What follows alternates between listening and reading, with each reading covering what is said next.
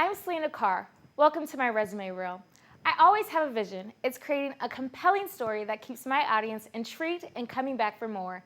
I've applied this when producing a newscast and also serving as executive producer for a diversity-themed public affairs programs. I've covered a news conference, breaking news, and reported live.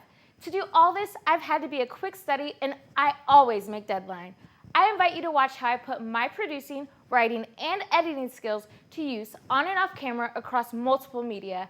I hope you enjoy the following examples of my work. Thank you for watching.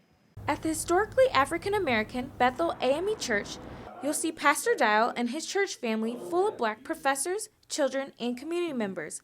Yet at some services, you might not see any Black college students in the pews.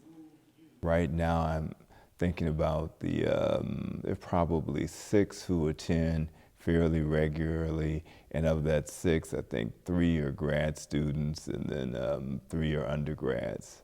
Students might find a church like Bethel, but having the faith to walk through the doors can prove to be a bigger challenge.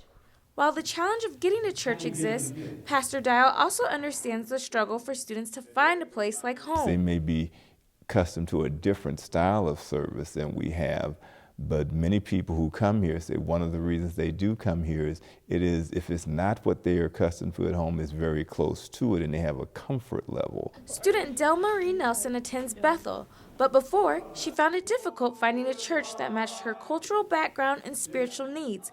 She believes other minority students may feel the same. Not a lot of minority churches, and so it can be difficult for students to find it, but if they're okay with adapting, then they'll be fine. Across town, the Kingdom Center tries to replicate home for college students. Senior Pastor Vince Allen realizes students' concerns.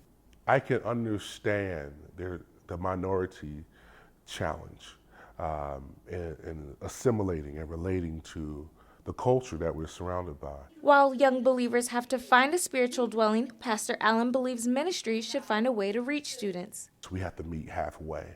I will come on campus. I will provide services. I will, create a presence. However, you must answer the call as well. There are many churches in Iowa City. Now it's up to the students to find what place feels like home. Celina Carr, Daily Iowan TV. Here, they shoot hoops, don't eat, and play games for 6 hours. This all happens at Hope for Africa's annual fundraising event called Hunger Out.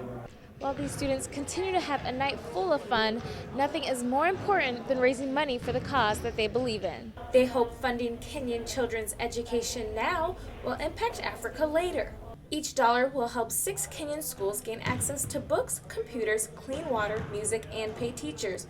Long term, it's gonna be like a chain reaction that helps their kids and their kids' kids. So eventually, there won't be any poverty anymore. Their message stays strong, but having people listen, understand, and act on it can be hard. This fundraiser brought in $950. However, they ended up short of their $1,000 goal. Yeah, I guess that's all I could hope for is increased members and maybe people coming with new ideas and ways that we could fundraise and help kids in Kenya. It's tough to get people to see the cause when it's so far away. Brady Campbell visited Tanzania and saw why fundraising makes a difference. I love seeing the smiles on their faces, which is very cliche, but when you see a kid have that smile, it's worth everything. This summer, Campbell hopes to see many smiles on his trip to Kenya. They will be a reminder that Hope for Africa can inspire a stranger miles away. Celina Carr, Daily Iowan TV. As winter snow melts and tiny signs of spring arise, you may see a bit more pep in Iowa City resident steps. That's because this winter, built-up ice and snow covered many sidewalks, making walking difficult. However, blaming the weather won't solve this problem. Only property owners can. I think that you should use more salt and try to get the snow shoveled more quickly, so it doesn't freeze and turn into ice. The pet mall itself, those bricks there are slippery, super slippery. Property owners must clear sidewalks of snow and ice 24 hours after a snowfall, but if they don't, you can do something about it. These sidewalks are ice-free right now, but next winter, you can make sure that they become a little bit easier to walk on by simply pulling out your cell phone. A new smartphone application, ICGov Express, allows you to send sidewalk complaints directly to the city's Department of Neighborhood and Development Services. The app finds your location and lets you describe and take a picture of the sidewalk. Iowa City's code enforcement assistant Jan Ream handles these sidewalk snow complaints. This winter we had just a little shy of 700 complaint cases. Complaints can be made on the Iowa City's website, but the smartphone application adds an easier option. It helps us respond much quicker. Picking up a smartphone can lead to this fast response and safer sidewalks. Celina Carr, Daily Iowan TV.